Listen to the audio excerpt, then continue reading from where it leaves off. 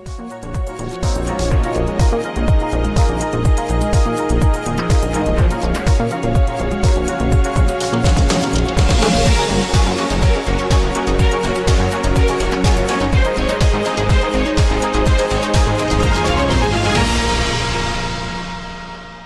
India United Vishwakarma शिल्पकार महासभा ने विश्वकर्मा नेतृत्व में चलाए जा रहे देशव्यापी समाज छोड़ो गुलामी छोड़ो अभियान के तहत एक प्रेस कॉन्फ्रेंस आयोजित की गई तथा सरकार से अपनी जायज मांगों को लेकर पत्रकारों के समक्ष अपनी बात रखी और रणनीति भी तय की गई।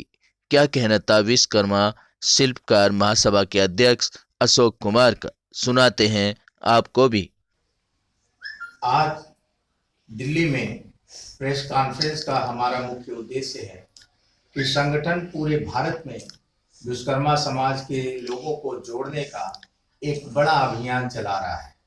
और हमारे इस अभियान का मुख्य नाम है गुलामी छोड़ो समाज जोड़ो।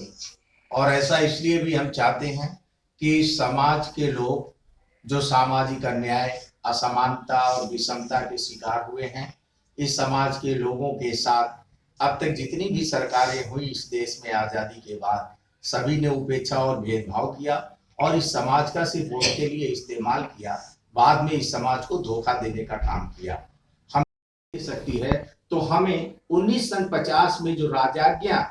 जारी हुई है जिसमें अनुसूचित जाति में इस समाज को रखा गया है, हमें अनुसूचित जाति में SC ST में शामिल करो, नहीं हमारे लिए 5% अलग से आरक्षण की व्यवस्था करो। हम समाज के तरफ से चुनाव मैदान में उतरेंगे।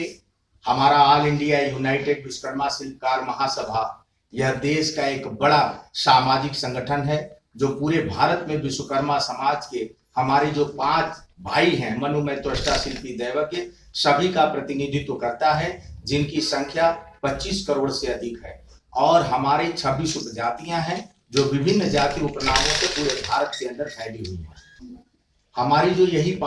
3 मुख्य मांगे हैं, हम अभी इन 3 मुख्य मांगों को लेकर के भारत सरकार से सीधे आग्रह करने दिल्ली में आए हैं और सरकार का ध्यान आकृष्ट करने के लिए आए हैं। वैसे तो दिल्ली में समय समय पर हमारी बैठकें भी होती रहती हैं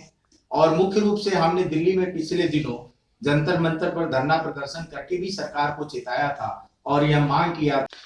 यदि बात करी जाए, सरकार यदि आपकी मांगे ये नहीं मानती है तो क्या रणनीति आगे रहेगी? हमारी आगे की रणनीति है कि हमारी और भी कुछ लंबित मांगे हैं, जैसे इस समाज के आर्थिक विकास के लिए आर्टिजन डेवलपमेंट कॉर्पोरेशन की स्थापना, इनका आर्थिक विकास हो, राजनीति में भागीदारी हो और जो देश के अंदर सरकार ने 27% OBC का आरक्षण लागू किया है, यह आरक्षण सरकार एक साजिश के तहत धीरे धीरे समाप्त करना चाहती है, जिसका हमारा संगठन पुरजोर विरोध करता है। और हमारे संगठन का समाज के लोगों का यह स्पष्ट मानना है कि 27% आरक्षण का लाभ इस समाज के लोगों को नहीं मिला। इसलिए हम चाहते हैं कि हमारे समाज को 5% पृथक आरक्षण सरकार दे, जैसे गुर्जरों को दिया है।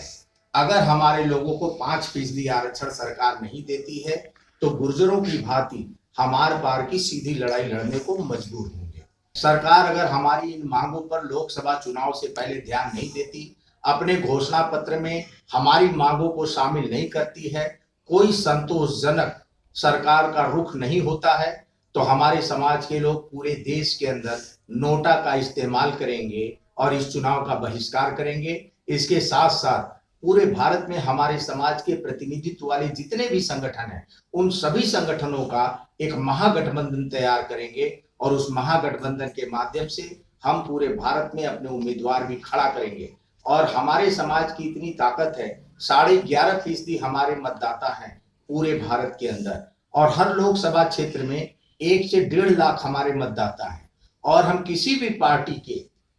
जो उनका भविष्य है, राजनीतिक भविष्य है, उसका निर्णय करने में हमारा समाज सक्षम है। जिसे चाहेंगे हम उसकी सरकार बनाएंगे और जिसे यह समाज नहीं चाहेगा, दिल्ली में उसकी सरकार नहीं बनने पाएगी।